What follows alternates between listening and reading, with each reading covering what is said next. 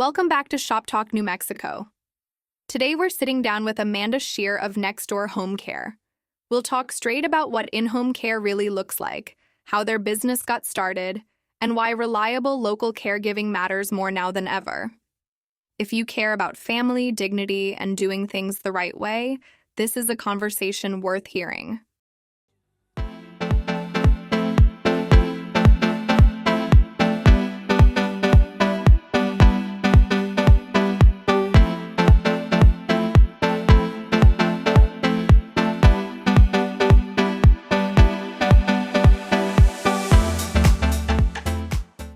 So unfortunately, Elias couldn't be here with us today. Please give him my regards. I will. Okay, good. What can you tell me about the way that the NextDoor HomeCare came about? So Elias came to New Mexico from Texas with his family, and they decided that they wanted to get out in the community and help people. His wife is actually a practitioner, nurse practitioner, doctor of nurse practitioning. Oh, good. Yes, so good. She has the hands-on experience, and it's my understanding that he wanted to be kind of the at-home help.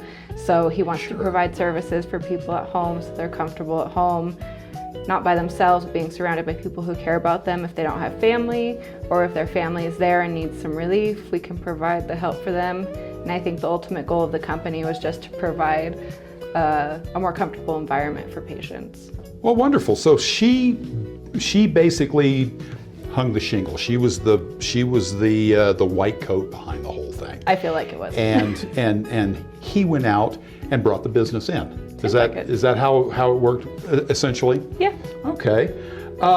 So were there certain gaps in the home care community here in Albuquerque that needed to be filled, that Elias and you managed to see and address?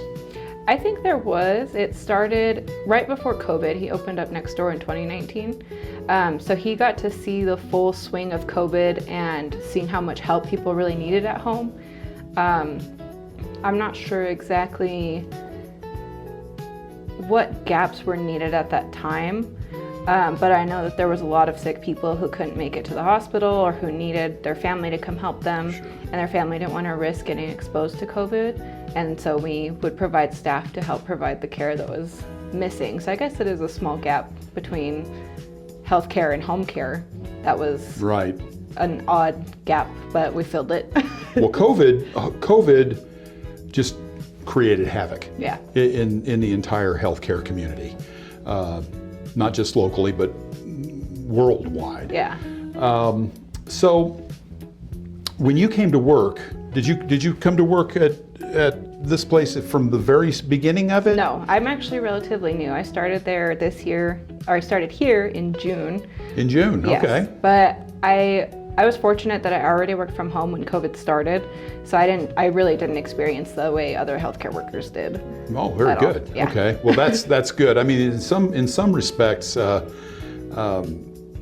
COVID made it more doable for some people, especially those who were used to working at home. So what did you do before you came here? I worked at a pharmacy benefit manager. So I was a pharmacy technician, and then I went to this new company who transitioned from mail order pharmacy into a PBM. So we worked for Blue Cross Blue Shield of I think like 14 different states. So it was mostly data entry, but there was pharmacy technician skills required beyond sitting at a desk filling in blank forms all day.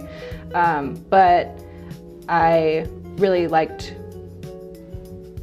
working in healthcare since I was a kid. I want to take that back. I did. I always wanted to pursue healthcare, but I'm not a hands-on person. I'd rather be not having to touch people. So I sought pharmacy. So I focused on pharmacy and psychology a little bit here and there. So I can use those skills here where I get to help with medication reconciliation or teaching people about medication reconciliation without having to actually be hands-on. I see. Per se. I see. Yeah. All right. Well, we're going to take a little break. Do you or someone you love suffer from a chronic health condition such as diabetes or hypertension? If so, you need to see this. Living with a chronic health condition isn't rare. It's the norm. 6 in 10 Americans live with at least one chronic illness, and 4 in 10 live with 2 or more. Living with it. Practical coping strategies for chronic health conditions cuts through the noise with clear, usable guidance. No cliches, no false promises. This book helps you manage daily symptoms, reduce stress, communicate better with doctors and family, and regain a sense of control over your life. If you're tired of just getting by, it's time to learn how to live well. With It. Available on Amazon January 2026. So, how is it that you work with the Veterans Administration and with the Department of Labor, and how do you meet the needs of their beneficiaries? So I was introduced to the VA when I came here. The way I understand it is that a veteran would go see their primary care provider at the VA. They see a need for home care, so if the patient or the veteran's needing assistance with their daily living activities or housekeeping, laundry, some cooking, what we do here is we provide a fill-in for those activities that the veteran's not able to do. And there's a whole system through the VA that they have to go through to get a referral sent over to us as an agency, and then we can start providing the care. That's kind of still new to me, but it reflects very similarly to the Department of Labor beneficiaries. So before I started here, I was working with a different agency that provided the home health care for the DOL beneficiaries. And that is a different ball game. They're both federally funded, to my knowledge, but they're both coming from the government for government workers, and they're providing just additional support at home. Veterans, you kind of have to focus entirely on their ADLs, which is something they need to do independently. DOL, it doesn't only provide the ADL support, it provides skilled nursing and also provides case management. And then the DOL benefits can also employ relatives. So the VA, we would staff their home. Department of Labor, we actually hire their spouse or their grandchildren or their nieces and nephews to do the caregiving services. So we hire them, train them up, the same way we do with our caregivers, but it's someone that either lives with them or someone that's close to them. That way they're more comfortable at home. Right, so you're able to use resources that are already available. Yes. You don't have to provide them yourself. Exactly. So you just basically coordinate those through there. Yeah, that sounds like a good deal. The other part with the DOL is the nursing. So we do outsource for nurses. So we hire nurses as independent contractors. We do have a nurse that does the VA assessments, and it's one nurse for all of our VA clients. The DOL beneficiaries actually receive either daily, weekly, or monthly nursing. So they'll have a nurse come in and see them each time, and we actually go based off the patient, what they're wanting, and if they think it's a good fit for the nurse. So we actually look to see if we can find someone that complements their family the best, and then that's what they end up becoming, is family. Right. So right. it's kind of fun. I've noticed that a lot of home health places have a split between non-skilled and skilled nursing care. How much is one and how much is the other with NextDoor HomeCare?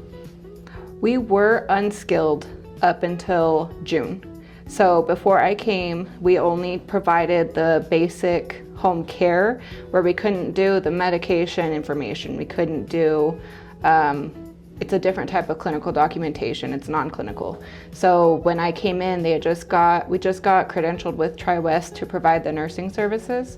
So we have both. So we have a lot of veterans who don't want a nurse visit, but she will still go see them almost every other month to make sure that their needs are being met.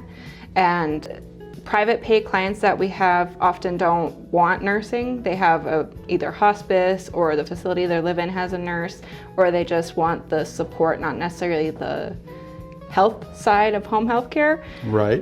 So it's actually, with our business specifically, we have a higher number of veterans that we actually care for versus the private pay clients. Sure. And then we keep DOL separate. So our private pay clients, they can request caregiving, respite care, kind of whatever they need. And if they want a nurse, we have a nurse available. They do have to pay extra for it, but when we have the veterans, it's included in the services that the VA covers for them. Sure. So our ratio for clients is probably 70% veterans, and then the remaining 30% is going to be the private pay clients. For DOL, we kind of have that in its own section just because of the billing process, the charting process, all the information that's required to provide to the department. And we kind of keep it out of our main pool of patients, if that makes any sense. Right, right. Well, being a nurse, I have some understanding of the regulations that go into establishing a home health business. I don't know a whole lot about it, but I know a little bit about it. And I know that when you went from being non-skilled into skilled nursing care, that had to have been an order of magnitude leap in regulations. It's fun. Yeah. Yes. I've learned a lot of credentialing information. So getting credentialed with the state of New Mexico's Department of Health is kind of a maze, for lack of better words. Right. You have to learn what kind of policies and procedures are required to be maintaining your license for skilled care. You have to go through and kind of learn what the Department of Health considers to be not necessarily required, but preferred over different types of licensing. So Amanda, what would you say sets NextDoor HomeCare apart from the competition in the way that you approach home care from a business standpoint? From a business standpoint, it kind of is braided with a personal standpoint. So when I came to NextDoor, our team had already established personalized care with people who care about you, and we often see very good reviews, if not compliments, kudos, word of mouth, sharing that we're doing a great job, that we have good caregivers and staff. When I came in, I wanted to come with the approach that we want to make them feel like a person, not a number. A lot of competitors in the state look for the profit or the revenue that they can get from a patient. They want to push this type of care to increase their profit margins. They want to kind of, push care plans to people who don't necessarily need this help. And I've seen a lot of people complain about that, especially with the veterans and the Department of Labor clients that we have and have spoken to. A lot of the time they're disappointed. They feel like they're lost in the system. They'll send a message to whoever with the agency. They won't hear back for weeks. They will ask for maybe, let's say, DME. So say someone needs a walker or they need Ensure nutritional drinks or even incontinence supplies, and they'll be requesting this consistently weekly and they're not hearing anything back. So when I came in, I told Elias, I'm like, when I have a client, they're going to be my client. I'm going to be with them from beginning until the end of service, whether that's because they pass away or they move out of state. I told him we will do everything in our power to maintain that relationship and make them feel like family, because that's what they need, and that's what a lot of New Mexican culture is about, is keeping a tight circle of your family. Not a lot of trust going on if you have some stranger walking in every day. I don't ever want to make someone uncomfortable in their own home. And so when I was developing the policies and procedures for NextDoor, because when I came in, I kind of refreshed everything. When I was developing those, I really ensured that the focus on the patient and what their comfort level is, that should be the only priority when we're going in, besides making sure they're healthy and safe. So we'll get a call from a Department of Labor person and they'll say, hey, I'm not getting the care I need. I'm really struggling. I need some help with this. I was told I was getting this and I'm not hearing anything. How can you help me? And that's when we jump in and we're like, you got to fill out this form. You have to send this to this person. You have to talk about your authorized representative. You have to talk about your nurse. You have to talk about your wife if you want to fire her or not. That kind of stuff happens a lot. And it's the listening part that's important. And once you show them that you care, and once you show them that you listen, they're going to talk about it. And I mean, from a business standpoint, that's kind of how NextDoor has always guided their staff to treat their patients, and that's how we will continue to treat our patients. Well, that's kind of the way it is in nursing. They talk about establishing your relationship with your patient, and one of the first things is active listening. That's very important throughout the continuum of care. It really is. For a patient. Yeah. And so what I wanted to ask was, do you have a particular metric or method that you use when designing a care plan for an individual patient? Yep. Well, I wouldn't call it a metric. I'd call it a conversation and observance. So when we get a call for someone who wants home care, we're like, where do you live? I'll be there in 30 minutes. We jump on it, we assess them. So we'll ask them, what do you struggle with each day? What do you need more help with? What does your wife need help with? What does your husband need help with? We'll kind of focus on where the need is, but you can't get that over the phone. And you also can't get a personality over the phone either. I can come off very monotone when I'm talking on the phone like I'm coming right now, but when you go in and you show that, it's almost like an advocacy, like, no, I know you need help. Let me see what you need and let me provide it for you. So we do our in-home assessments immediately when we get the call. The only time we won't is if they're busy and they don't want us at their house. But we like to have that face-to-face introduction. That way we can gauge their reaction, we can watch them. A lot of the veterans that we have our nurse assess, she'll actually review their whole home and where each room that she goes in, and she'll send us the information, like he has dogs, he has birds, they could be storage compromised. So it's all part of the assessment? Yeah, it's all part of, it starts with the assessment. So for the non-clinical side, I can go perform an assessment and I can say, okay, it looks like you might need help with your meal preparation, you might need help with your laundry. Do you need help making your bed in the morning? Do you need help going to the restroom? What about overnights? What about mornings? Which part of the day is hardest for you?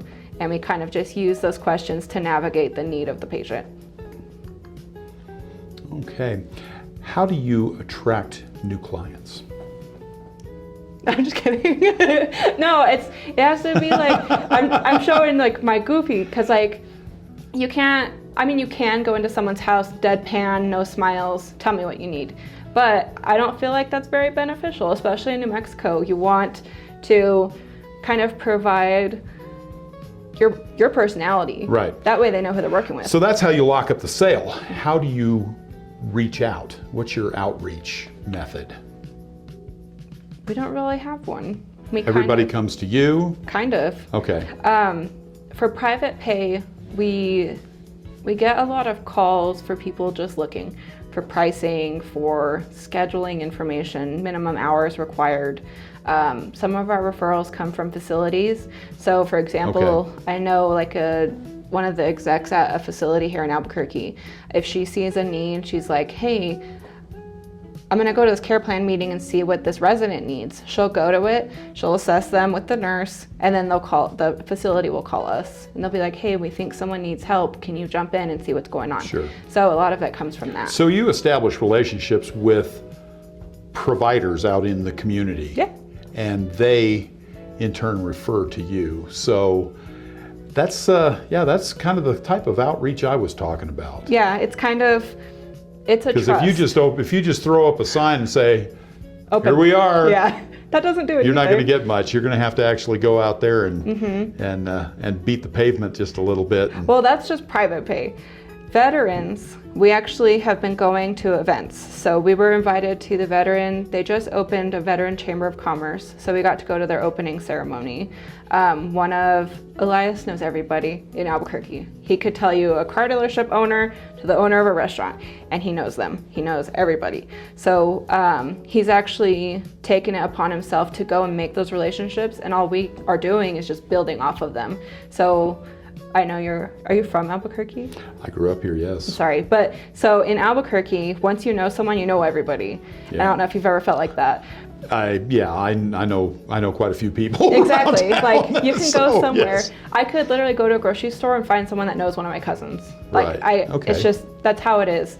For the VA program, a lot of our referrals are coming from people we meet at those kind of events, and then also maintaining a relationship with the community care department at the VA. So we'll send them an email, hey, we're still open, fully staffed, what do you got? And then they just send them to us. Sure. But you have to build the trust and maintain the trust. So that's the VA portion. So you have to maintain a good relationship. You want to maintain a good relationship with the VA and with the clients to make sure that we're meeting the needs, but also to provide the services we need to provide. Sure. DOL is a whole different story. So think about northern New Mexico, Española, Chimayo, Truchas, the little itty bitty towns surrounding Española. Right. That's the community for DOL. They are all localized to that part of northern New Mexico. We also have Los Alamos, but that one's a little bit different. So the Española Valley, that whole area, it's all word of mouth because not a lot of people have cell phones, not a lot of people have internet. There's not a lot of newer technology that we're able to use to connect with people out there. So what we actually do is we go up to Española and we'll walk around and we'll just be like, hey, have you ever heard of this? Here's a flyer. Or we'll post Right. up at Walmart and be like, do you want more information? You might have a relative who has a white card. And we've had that happen. We've gone and met with someone who called us wanting help. So we went and met with them and they were like, hey, I have a friend who also needs help. Can I give them your number? Give them our number. They call us within 45 minutes. Right. So you have to think about the demographic you want to target. So private pay, they're going to come to us. VA, we maintain it. They kind of come to us. Sure. And then DOL is just strictly word of mouth. And we try, social media marketing, but And then there's the state fair where we met. yep. Yeah. Yeah, we have done a couple of those. We didn't see a lot of traffic from them, but we did network and we made a lot of good connections with different business owners or Right. providers, I guess you Sure. could say. We've gotten a couple of, we've had like a referral from someone we met, but it was someone else. It wasn't that person. So it's Right. just the brand, Yeah. the name gets out there and then you're kind of like, oh, I thought of that company. Let me call them now because I need help now. So it's kind of hit or miss with the actual, I don't even know what you would call it. Like when we went to the fair, like a booth. Right. Like when we get booths, we don't Sure. get a whole lot. We did one over the summer where it was like a mini car show at US Eagle Bank. And that was cool. We got to see a bunch of cool cars. They had lowriders, everything. Not a single person came to our table, but we got out there in the community, and now we have a solid Well, you're getting name recognition by that, if nothing else. Yeah. There's so many places just right here in Albuquerque where you could set something up at the rail yard. Yeah. The rail yard market. Of course, that's seasonal, and so is Winrock. I didn't know Winrock does Yeah, stuff. Winrock has an outdoor sort of market, farmers market sort of thing I'll there. have to look into that because that And a sounds lot fun. of little businesses set up things Yeah. there. But then that also is seasonal. Yeah. So there's a few places you can go, and there's always the social media marketing and Yeah. that sort of thing. And for that matter, you could you've got a Facebook page. Mm-hmm. Okay, so your Facebook page, you'll put this interview on there, and of course I will put this interview on my Facebook page, and Yeah. for this, and so we'll get some word going. We'll Yeah. get a little bit of magic going there, and get some exposure, get some name recognition for both of us. Yep. So tell me about the initial onboarding of clients. Okay. That does also vary depending on the program. So private pay, we'll get the call, we'll go do an assessment, come back, we'll let our staffing director know the needs and their preference of type of caregiver. So a lot will pick male or female. That's kind of the thing. So we'll come back, let her know, she'll set it up on her schedule, and then we'll have a caregiver go out and visit, go do their first visit, find out what they need. The caregiver will let us know their feedback, and then our staffing director will actually follow up with it and make sure that they either have the same caregiver or we find a better fit for them. That's kind of how it starts at the assessment. We can do the paperwork, the contracts, we'll do it's an assessment. So you go through and describe like the meal planning, the laundry, the type of upkeep that they're needing help with, along with their medical needs. So that's for the private pay. VA, we do receive a referral from the VA. When we receive it, we're calling them within about an hour of receiving the referral. And when we call the first time, it's actually our nurse who calls. She calls and sets up the assessment. We find that with the VA clients or the veterans, a lot of them aren't ready for drop-ins, and we respect that. So we wait until they're ready for us. So we'll give them about 4 or 5 days. So we'll talk to them, she'll schedule something, and she'll do a medical assessment. So her assessment's a little more in-depth than ours, and that's where she goes in and takes all the additional notes about like their home or directions to their house or what their environment like is inside, their environment outside, and the family dynamic that is there. So she can actually go and observe that. With private pay, you can't really observe that because it's usually the family there with them. And so it's a little bit different atmosphere wise. Sure. So you'll see that with the Department of Labor, we get the call. Since a lot of them are up north, we'll plan a day. So we'll be like, okay, I'm coming up next Wednesday. What time is good for you? I'll be up there between 10 and 2. So then they'll tell you what time you go in, and you actually go through a similar contract type of thing, right. A different questionnaire. So the DOL assessments are very detailed compared to VA or private pay. You have to document every single ADL that they need help with and how they need help. And if they're unable to do it, you have to document that as well. Sure. For the VA, you can it's like 4 answers, like can do, can't do, needs help, cannot do at all. Their wording is kind of Sure. weird. Sure. But so it's different for each department, or I guess each program that we run. So the DOL one, we do have to plan in advance, but everything else, we kind of drop everything and go. Okay. Yeah. So in healthcare, patient satisfaction or client satisfaction, and the client can be either the patient or the patient's family, their satisfaction is what drives your success. Most healthcare organizations, hospitals in particular, use survey tools like Leapfrog or Press Ganey, and they take these numbers, and these numbers are made public, and that basically gives them a rating, A, B, C, D, or F. And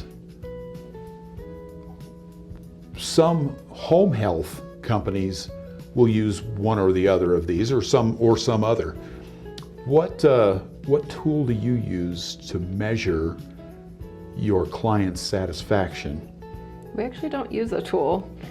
We go solely off of Google reviews and then just verbal feedback. Okay, so those are tools also. Yeah. Even if they're not specifically established tools for that. Have you considered using one of these other tools? Leapfrog or Press Ganey? I personally haven't. I haven't heard of either of them, so I'm going to have to look into it. Okay. But what we try to do is, so there's 4 of us in the office. So what we do when we go to a new client's house, we give them a folder with contact information on it, and we let them know, if you're not happy with me, call this number. If you're not happy with her, call Elias. He puts himself out there to receive the feedback. Good. I've kind of unintentionally done the same. So I have my staffing director underneath me. Sure. And then I have a program director underneath me.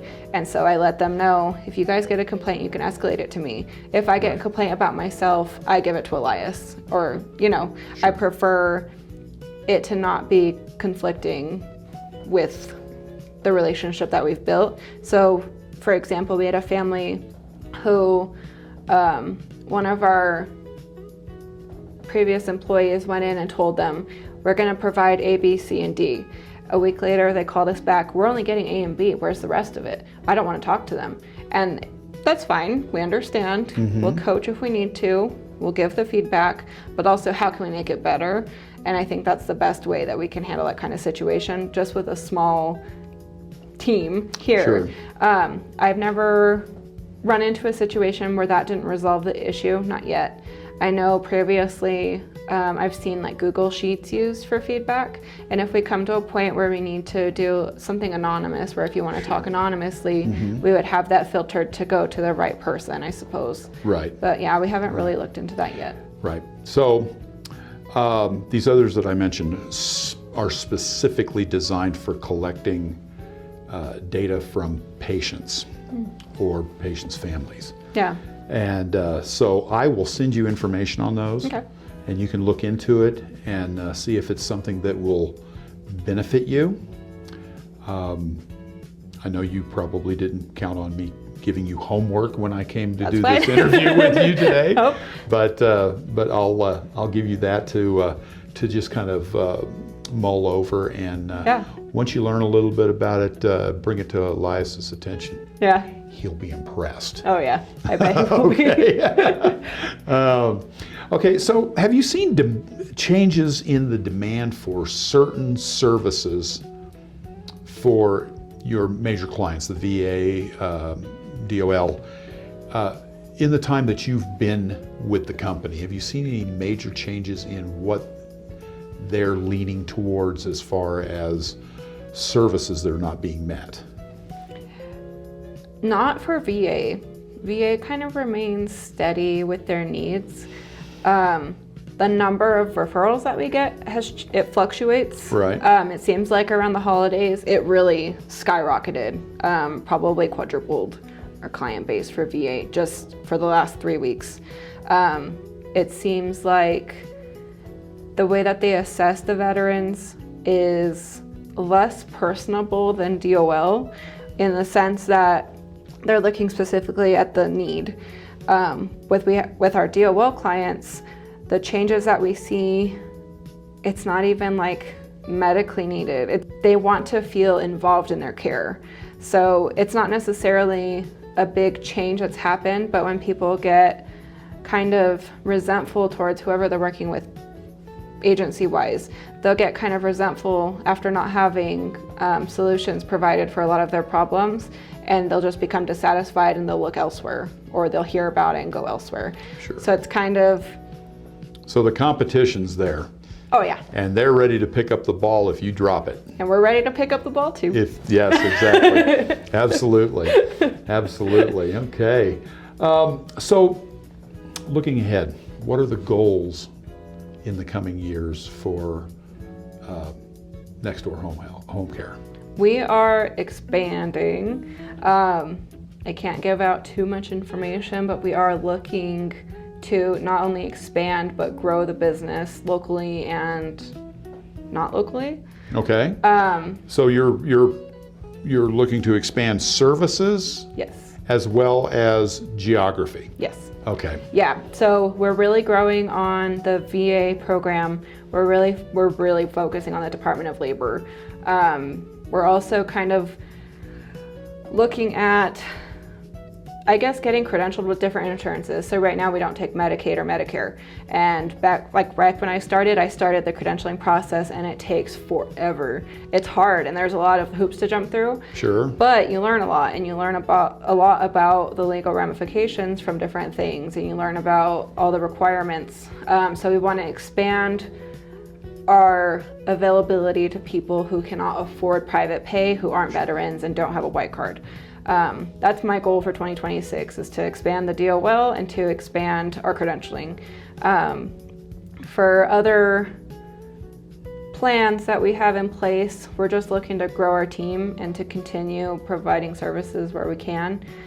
We really want to work on getting our name out and providing, the personalized relationship that I feel like people deserve, especially for the veterans and Department of Labor. They sacrificed their lives and their bodies to protect us, or to, a lot of the DOL clients worked at Lanel, so they have radiation exposure. They literally sacrificed themselves unknowingly, and now I feel like they're entitled to their benefits, and I want to make sure that they know that, and I want to show them what they can get. A part of expanding any of our services is also providing knowledge or education on benefits. And I have one of my directors has a lot of knowledge on the Department of Labor program. So we're going through and learning how to get them their white card, learning how to continue to provide services to them when they get a different illness. So you'll have someone who was exposed to asbestos, they developed asbestosis or pulmonary fibrosis, they're using inhalers. If they're using an albuterol inhaler, they can develop diabetes. So how do we navigate that? How do we navigate the department's program to not only cover their pulmonary issues, but to also cover that? Because technically, their exposure caused the lung issue caused diabetes, sleep apnea, just making sure that they're covered 100% for everything that came from the exposure, and just educating ourselves and educating people on navigating those types of benefits is part of my goal. Wonderful. Yeah. Wonderful. Was there anything else that you wanted to let the public know about NextDoor HomeCare? We're going to start making a lot of funny TikToks, so check us out on TikTok. Okay. I don't have any. No, that's fine. That's fine. That's fine, because I'm going to wrap this up by thanking you for allowing me to interview you for this, for the Shop Talk New Mexico video podcast on YouTube. I'd like to invite everyone out there to please subscribe to the channel. If you have any questions for Amanda or any questions about home care in general, please feel free to leave a message in the comment section below. Thank you, and thank you very much. Thank you.